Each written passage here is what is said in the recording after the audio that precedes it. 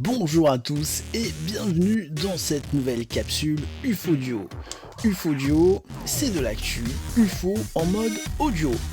Ce soir, nous partageons de nouveau un article de Brizabel. Certains diront encore du Brizabel, mais il faut admettre qu'en ce moment, Brizabel fait vraiment d'excellents articles dans Trails of the Saucer, et c'est vrai qu'il a un certain talent pour parler de la politique qui se mêle aux ovnis, et il nous offre ce soir dans Trails of the Saucer un article sur Marco Rubio intitulé « Les ovnis peuvent-ils amener Rubio à la Maison Blanche ?» Marco Rubio qu'on a vu dans 60 Minutes, qui a clôturé le 60 Minutes et qui est à l'origine, malgré tout, de rapport UAP, puisque c'est lui qui a demandé à ce que ce rapport soit mis en place. Donc on va vous lire cet article et on vous souhaite une très bonne écoute. Qu'est-ce que l'enfer ? Le sénateur Marco Rubio ne cite-t-il pas que parler d'OVNI détruira sa carrière politique ? Pourtant, il y avait un sénateur de Floride dimanche soir, à la fin de l'article historique de 60 Minutes sur les UAP, appelant à la mise en place d'un mécanisme où les données seraient cataloguées et constamment analysées jusqu'à ce que nous obtenions des réponses. Peut-être que Rubio en sait assez sur les phénomènes aériens non identifiés pour parier sa chance d'accéder à une fonction supérieure sur la réalité du phénomène. Appelant à des enquêtes basées sur une menace potentielle pour la sécurité nationale et défendant la politique de manière concise dans une série d'entretiens publics au cours de l'année écoulée, culminant avec 60 Minutes, Rubio s'est placé au centre du grand drame qui se déroule ces jours-ci. Il peut être vu comme quelqu'un qui essaie de nous conduire à la vérité, de nous protéger. Il semble même sincère quand il parle. Je cite « Je ne pense pas que nous puissions permettre à la stigmatisation de nous empêcher d'avoir une réponse à une question très fondamentale. Peut-être que la réponse est très simple. Peut-être que non. » N'oubliez pas que Rubio voulait être président en 2016 et il le veut toujours. Cela signifie qu'il pense à la course 2024 en ce moment. C'est un homme intelligent, il sait qu'il doit penser stratégiquement et que l'audace est une vertu. Il a presque certainement reçu plusieurs séances d'informations classifiées sur la question. Selon l'avocat initié de Washington, Daniel Sheehan, au moins l'un d'entre eux aurait été impliqué dans le fait que, comme il n'était pas de fabrication américaine ou chinoise, l'option dominante était qu'il s'agissait de véhicules hors de ce monde. Que ce soit le cas ou non, Rubio a parié sa fortune politique sur les UAP comme étant le ticket gagnant. La nouvelle de l'histoire de 60 Minutes a été diffusée pour la première fois mardi dans Newsweek. Rubio a donné au magazine cette citation. « Des dizaines d'hommes et de femmes à qui nous avons confié la défense de notre pays nous racontent des rencontres avec des avions non identifiés, avec des capacités que nous ne comprenons pas entièrement. Nous ne pouvons pas permettre à la stigmatisation des ovnis de nous empêcher d'enquêter sérieusement sur ces rencontres. » Rappelez-vous que Rubio est un politicien ambitieux et qu'il a évidemment fait un calcul politique. Alors que les ovnis ont fait dérailler toute chance à Denis Kunevich pour accéder à l'élection présidentielle, Rubio met tous ses jetons au milieu de la table, partant à fond sur l'idée que le problème de l'UAP sera important en 2024, et il doit établir sa crédibilité sur le sujet bien à l'avance. Pensez à ce que cela pourrait signifier.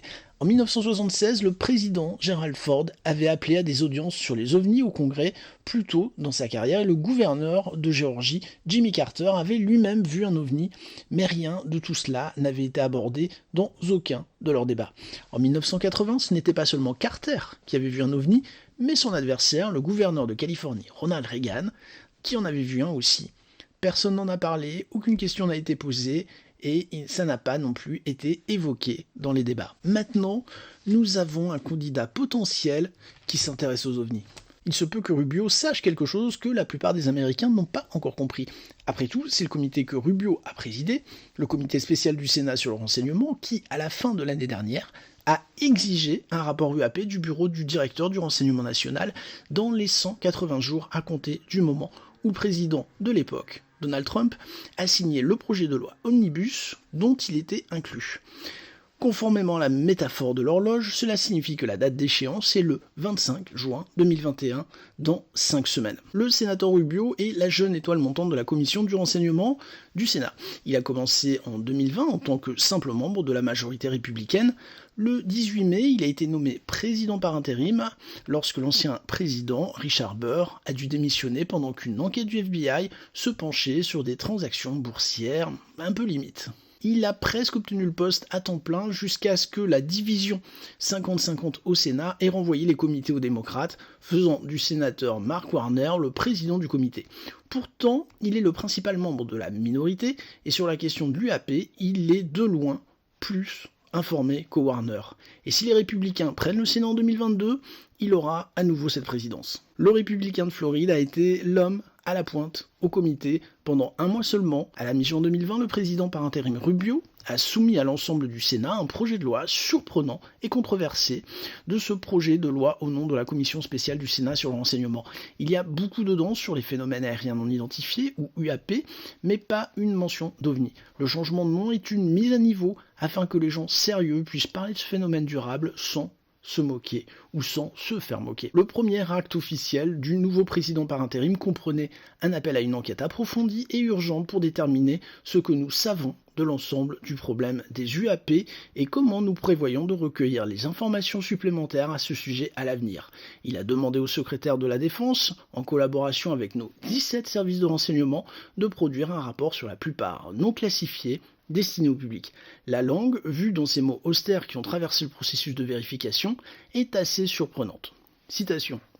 Le comité soutient les efforts du groupe de travail sur les phénomènes aériens non identifiés de l'Office of Naval Intelligence pour normaliser la collecte et les rapports sur les phénomènes aériens non identifiés, les liens qu'ils ont avec les gouvernements étrangers antagonistes et la menace qu'ils représentent pour les ressources et installations militaires américaines. Cependant, le comité reste préoccupé par l'absence de processus unifié et complet au sein du gouvernement fédéral pour collecter et analyser des renseignements sur des phénomènes aériens non identifiés malgré la menace potentielle. Fin de la citation. Bottom line, le comité sénatorial du renseignement, bourré à ras-bord de 15 sénateurs américains classés, a pensé que nous devrions faire un meilleur travail en ce qui concerne les UAP, car ils craignent que la réponse ne soit liée aux adversaires étrangers des États-Unis. Il s'est avéré que c'était une question vraiment bipartite qui a obtenu l'approbation unanime, y compris un vote oui de la sénatrice de l'époque, Kamala Harris. Moins d'un mois après avoir rendu public le rapport du comité, le sénateur Marco Rubio s'est engagé à expliquer sa position dans un forum ouvert avec un journaliste de la télévision CBS Miami. Citation.